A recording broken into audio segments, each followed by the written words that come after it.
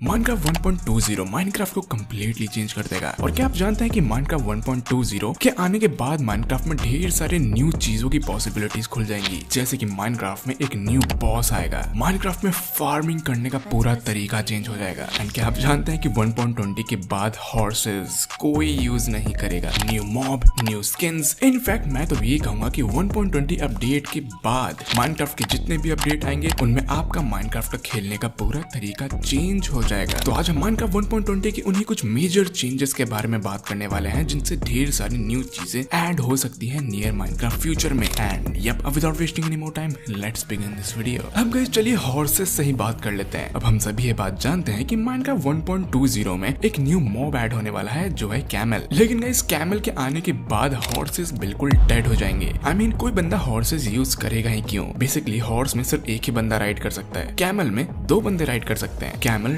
Dash कर सकता है, मतलब कि अगर आपके सामने कोई गड्ढा है तो कैमल उसके ऊपर से कूद जाएगा। और हाँ, कैमल ऐसा पहला मॉब होने वाला है जो कि अपने आप को ही हील करता है ओवर टाइम, और ऐसा कोई और मॉब नहीं है। इससे ये पॉसिबिलिटी खोलेगी कि माइनक्राफ्ट में हॉर्सेस में भी डिफरेंट चेंजेस लाने पड़ेंगे, नहीं तो हॉर्स को कोई यूज ही क्यों करेगा? मैं तो कैमल ही यूज करूंगा। अब डेफिनेटली माइनक्राफ्ट में ब्रश ऐड किया गया है जिससे आप suspicious Sands and suspicious gravels को डिस्कवर कर सकते हो उनको ब्रश आउट करके। अब डेफिनेटली माइनक्राफ्ट 1.20 के बाद ऐसे और भी डिफरेंट सस्पिशियस आइटम्स इंट्रोड्यूस किए जाएंगे, जैसे अभी के डेट में सैंड्स एंड ग्रेवल किए गए हैं। अब सिर्फ इन्हीं दोनों ब्लॉक्स को ऐड करते ही माइनक्राफ्ट को एक्सप्लोर करने का तरीका चेंज हो चुका है। मतलब अब पहली बात तो आप माइनक्राफ्ट को और भी ज्यादा अलग तरीके से एक्सप्लोर करोगे, बट अब आप हर आइटम को तोड़ते नहीं जाओगे। आपको देखना है कि ये क्या चीज है। अगर ये सस्पिशियस आइटम है तो आपको उसको ब्रश आउट करना है, जिससे आपको डिफरेंट एंड न्यू आइटम्स मिलेंगे। एंड जैसे कि मैंने कहा, फ्यूचर में और भी सस्पिशियस आइटम ऐड होंगे। और हाँ, अगर हम सस्पिशियस आइटम्स की बात कर रहे हैं तो स्निफर एक और न्यू मॉब ऐड होने वाला है। लेकिन स्निफर एक ऐसा मॉब है जो स्निफर एक्स से बॉर्न होता है, यानी कि ऐसा पहला मॉब जिसको बिना कमांड के यूज किए आप एक्स से स्पॉन कर सकते हो, जो सिर्फ एक्स से ही स्पॉन होगा, बल्कि नेचुरली कभी भी स्पॉन नहीं होगा। और स्निफर के एक्स आपको सस्पिशियस आइटम्स में मिलेंगे। पर अगर हम स्निफर्स की बात कर ही रहे हैं तो जैसा इनका नाम है, इनका काम भी वैसा ही है। ये एंशिएंट सीड्स को फाइंड आउट करते हैं, स्निफ आउट करते हैं जमीन के अंदर से, जो कि आपकी हेल्प करती है एंशिएंट सीड्स को ग्रो करने में। और हाँ, यहाँ पे एक न्यू पॉसिबिलिटी खुलती है कि फ्यूचर में माइनक्राफ्ट में और भी ज्यादा एंशिएंट सीड्स आएंगे। अभी के टाइम पे सिर्फ 2 ही ऐड किए गए हैं, pitcher pod and torch flower. अब जाहिर सी बात है, इन्हीं एंशिएंट सीड्स को फाइंड आउट करने के लिए स्निफर्स को ऐड किया गया है। तो डेफिनेटली फ्यूचर में और भी ज्यादा एंशिएंट सीड्स को ऐड किया जाएगा, जिससे डेफिनेटली आपकी फार्मिंग का तरीका पूरा चेंज हो जाएगा। अब हाँ, माइनक्राफ्ट 1.20 में आपके बिल्डिंग का तरीका भी पूरा चेंज होने वाला है, क्योंकि अब आपको ये देखना पड़ेगा कि आप एक्चुअली में कहाँ पर बिल्ड कर रहे हो, क्योंकि वो बहुत ज्यादा डिसाइडिंग फैक्टर रहेगा कि आपका घर, ये जो भी आप बिल्ड कर रहे हो, वो कितनी जल्दी डिस्ट्रॉय होता है। मेरे कहने का मतलब ये है कि 1.20 के बाद फायर के कैच एंड स्प्रेड होने की प्रोबेबिलिटी एंड ड्यूरेशन चेंज हो चुके हैं। फॉर एग्जांपल, डेजर्ट में अब फायर 40 सेकंड्स तक लास्ट करेंगे, यानी 40 सेकंड्स तक वो स्प्रेड होता रहेगा। On the other hand, snow में फायर सिर्फ 20 सेकंड्स तक ही लास्ट करेंगे, जो कि डेफिनेटली एक बहुत ही बड़ा डिफरेंस है। और ये डिसाइड करेगा कि आपका आधा घर जलेगा या फिर पूरा का पूरा।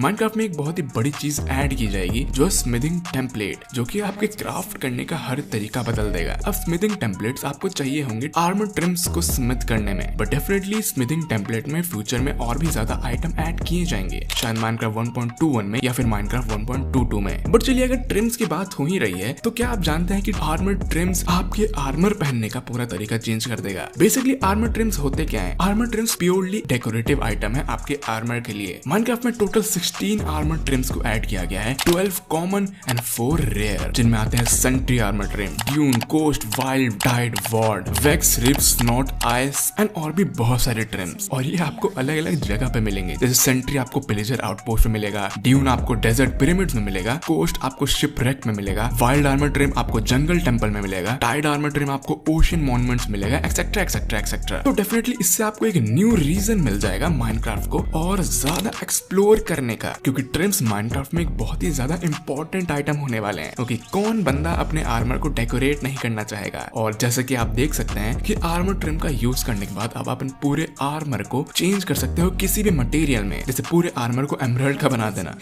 अब नेक्स्ट है न्यू बॉस। जैसे कि मैंने वीडियो के स्टार्टिंग में कहा था, माइनक्राफ्ट में एक न्यू बॉस भी ऐड होने वाला है। जेफ ने ये हिंट दिया कि माइनक्राफ्ट में एक न्यू बॉस ऐड हो सकता है फ्यूचर में। अब वार्डन कोई बॉस नहीं था, वो एक हॉस्टाइल स्टाइल मॉब था एंड माइनक्राफ्ट में बॉस बहुत ही ज्यादा टाइम से नहीं आया है। बट ये न्यू बॉस होगा क्या? माइनक्राफ्ट में एक न्यू बायोम ऐड किया गया है, चेरी बायोम, एंड माइनक्राफ्ट 2013 में एक लीक्स के थ्रू मूनलिप को इंट्रोड्यूस किया जाने वाला था, लेकिन उसे किया नहीं गया एंड मूनलिप बेसिकली चेरी बायोम का ही मॉब होने वाला था। तो उस वक्त चेरी बायोम एंड मूनलिप इन दोनों को ही कैंसिल कर दिया गया था और कभी भी ऐड नहीं किया गया। लेकिन माइनक्राफ्ट 1.20 में चेरी बायोम को ऐड किया जाने वाला है एंड डेफिनेटली इससे पॉसिबिलिटी खुलती है कि माइनक्राफ्ट के फ्यूचर अपडेट्स में एक न्यू मॉब आ सकता है, मूनलिप, या कोई और मॉब भी, बट हाँ मोस्ट प्रोबेबली वो चेरी बायोम का ही मॉब होगा, मेरा मतलब बॉस होगा। माइनक्राफ्ट में डेकोरेटिव पॉड्स भी इंट्रोड्यूस किए गए हैं जो मेरे ख्याल से बहुत बोरिंग है, तो इनके बारे में बात करके आपको बोर नहीं करूंगा। लेकिन जो चीज इंटरेस्टिंग है वो है कमांड्स। आई नो कि आपको कमांड्स उतने ज्यादा पसंद नहीं होंगे, मैं भी पर्सनली ज्यादा कमांड्स यूज नहीं करता हूँ, मैं माइनक्राफ्ट को इसके ओरिजिनल तरीके से खेलना पसंद करता हूँ। बट माइनक्राफ्ट में 4 न्यू कमांड्स ऐड किए गए हैं, ride command, fill biome, damage and clone. इसमें राइड कमांड से आप किसी भी मॉब को राइड कर सकते हो, यानी कि आप बैट्स को ड्रैगन्स की तरह राइड कर सकते हो। वेट, मतलब अब हम सही में ड्रैगन्स को राइड कर सकते हैं?